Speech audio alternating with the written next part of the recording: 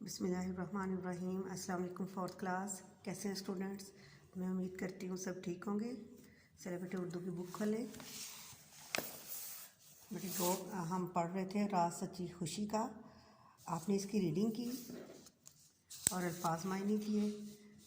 तो आज मैं आपको आपके पास सारा काम आ चुका है इसका, लेकिन मैं आपको इसके बारे में अंडरस्टैंडिंग दे दूँगी क्या है इसमें। आपने इसकी रीडिंग में पढ़ा है ना पहले कि बच्चे छुट्टियां मनाने अपनी खाला की तरफ गए और वापसी पे वो उदास थे, और फिर थोड़ी देर बाद उन्होंने क्या देखा कि एक गाड़ी की रफ्तार आहिस्ता हो गई और पूछा कि क्यों आहिस्ता हुई है, जिससे ये पता चला कि यहाँ पे दीवार मेहरबानी है, वहाँ पे कुछ लोग सामान रख के जाते हैं।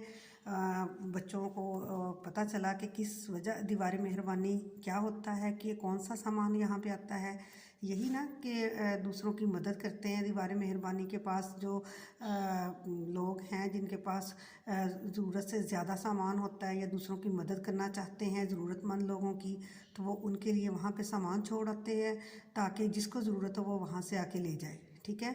फिर बच्चों के अंदर भी यही जज्बा पैदा हुआ, उन्होंने भी अपने घर आके अपनी चीज़ें निकाली, अपनी जो उनकी ज़रूरत की चीज़ें थी उनमें से जो ज़ायद लगी या कोई अच्छी थी या उनका दिल करता था कि दूसरों की मदद की जाए, तो उन्होंने उसमें से चीज़ें निकाली। गुड़िया निकाली, किसी ने जूते निकाले, ऐसी चीज़ें निकाल के वो भी उन्होंने भी एक डिब्बे में बंद की और दीवार मेहरबानी पे छोड़ आए।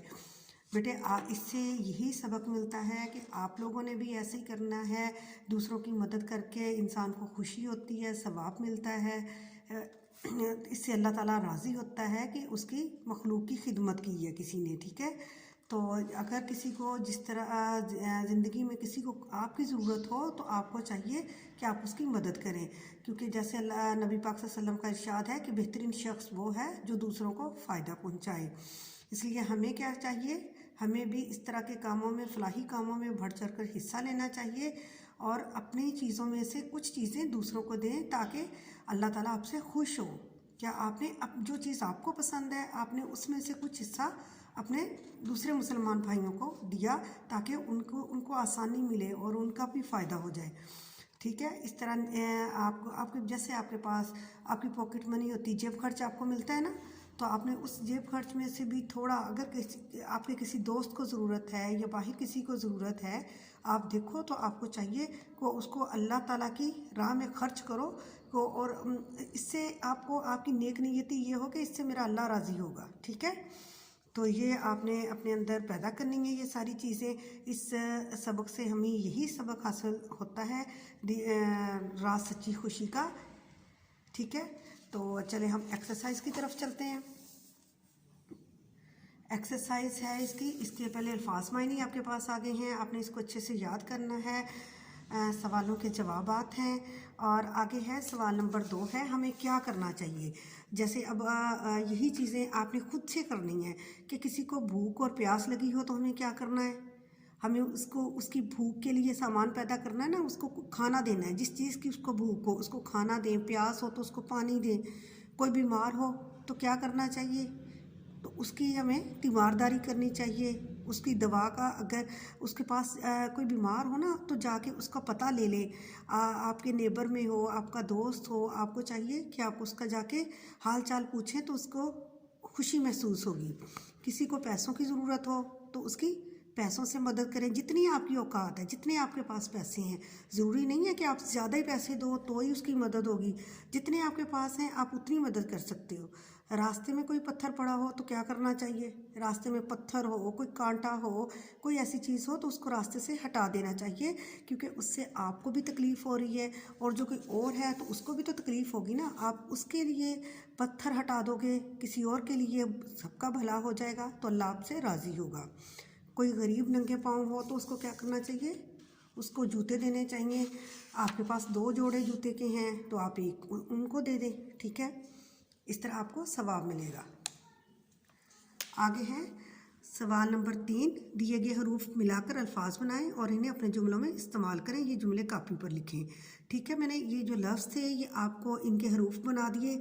अब आपने जुमले खुद बनाने हैं। मैं आपको इसकी अंडरस्टैंडिंग दे देती हूँ कि कैसे बनाने हैं। जैसे ये है खे और दाल मीम ते, इनको मिला के क्या बनता है, खिदमत। खिदमत तो यहाँ पे क्या है, ये लफ्ज़ यहाँ पे खिदमत लिखना है और आगे आपने कॉपी पे इसका ये जुमला बनाना है। खिदमत, हमें बड़ों की खिदमत करनी चाहिए, ठीक है। आगे क्या है, मोमिन, यहाँ पे मोमिन लफ्ज़ लिखना है, मोमिन का जुमला बनाना है। आपने मोमिन को ऐसे अपने अल्फाज में इस्तेमाल करना है कि उसका जुमला बन जाए, ठीक है। अब जैसे इबादत है, इबादत यहाँ पे लिखेंगे हम, इबादत का जुमला बनाएंगे। आप सोचें आपके जहन में इबादत का क्या जुमला आता है? हमें अल्लाह की इबादत करनी चाहिए, ठीक है।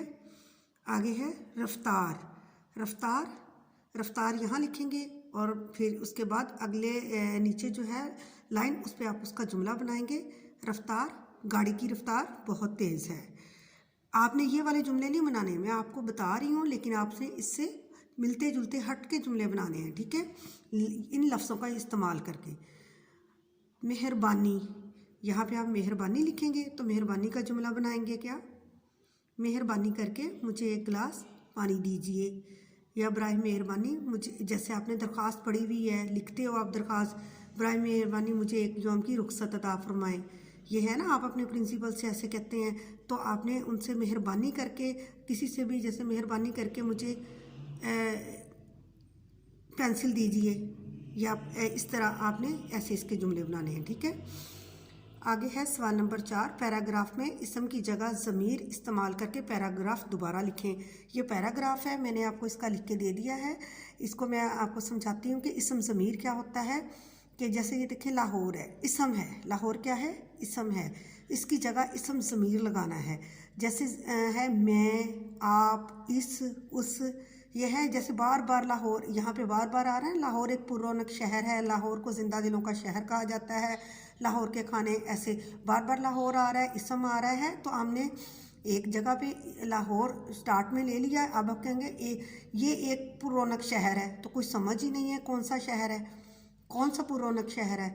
लाहौर एक पुररौनक शहर है, इसम आ गया। उसके बाद लाहौर को नहीं आपने लिखना, आपने लिखना है इसको ज़िंदा दिल लोगों का शहर कहा जाता है, इसके खाने मुल्क भर में मशहूर हैं। लाहौर में है ना, तो आपने लिखना है इसमें बागात देखने से ताल्लुक़ रखते हैं, इसके बागात देखने से ताल्लुक़ रखते हैं, इसकी वजह शोहरत, यहाँ तारीख़ी इमारत भी हैं, अल्लाह ताला इसकी रौनक और अमन को हमेशा कायम व दायम रखे। ये जो जगह बनी हुई है, यहाँ पे आपने दोबारा इसको इसम ज़मीर का इस्तेमाल करके लिखना है, ठीक है। आगे है मुहावरात। ये देखें, ये बना हुआ है में दम करना, तो ये फ़ोटो किसकी बनी है, नाक की, नाक में दम करना। आपने ये सुना है पहले, ये मुहावरा अक्सर बोला जाता है ना कि इसने तो मेरी नाक में दम कर दिया है। तो क्या मतलब है इसका? मुझे बहुत ज़्यादा तंग करना, नाक में दम करना, बहुत ज़्यादा तंग करना। इसका जुमला है, आपके पास आ चुके हैं। आपने वही जुमले जो हैं उनको आपने समझना है और आपने मुख्तलिफ जुमले बनाने हैं, ठीक है। नाक में दम करना, बहुत तंग करना, इसमें है अली ने तो मेरे नाक में दम कर रखा है। आगे है अपना, ये किसकी बनी हुई है फ़ोटो, उल्लू की, अपना उल्लू सीधा करना, यानी अपना मतलब निकालना, ठीक है। मरियम तो हर वक्त अपना उल्लू सीधा करती है, ठीक है। नाक पर, आगे ये क्या बना हुआ है, मक्खी ना बैठने देना, ठीक है। नाक पर नखरे दिखाना, यानी बहुत गरूर करना, नखरे दिखाना। तो इसमें क्या आएगा, वो तो अपने नाक पर मक्खी नहीं बैठने देती। आगे है मगरमच्छ, ये मगरमच्छ बना हुआ है ना, मगरमच्छ के आंसू, यानी बिला वजह बार बार आंसू निकल आने, मोटे मोटे आंसू आने, मगरमच्छ के आंसू। वो तो ज़ारा हर वक्त मगरमच्छ के आंसू बहाती है, उसके ज़ारा के तो बात बेबात मगरमच्छ के आंसू निकल आते हैं। ये क्या बना हुआ है, दांत खट्टे करना, शिकस्त देना। पाकिस्तानी फ़ौज ने 1965 की जंग में पाकिस्तानी फ़ौज ने भारत के दांत खट्टे कर दिए, ठीक है जी। बेटे, हमारी एक्सरसाइज मुकम्मल हो गई है। मैं उम्मीद करती हूँ आप इसको इसी तरह समझ के अब फिर काम करोगे। बात ये नहीं है कि आपने नोट्स कंप्लीट करने हैं कि आप बस इसको उतार लो, सारा जो आपके पास आ गया है, आपने इसको याद करना है और इसको समझना है, ताकि आपको कभी जब टेस्ट दिया जाए, सरप्राइज़ भी लिया जाए, तो आपको आता हो, ठीक है। ओके जी, अल्लाह हाफिज़।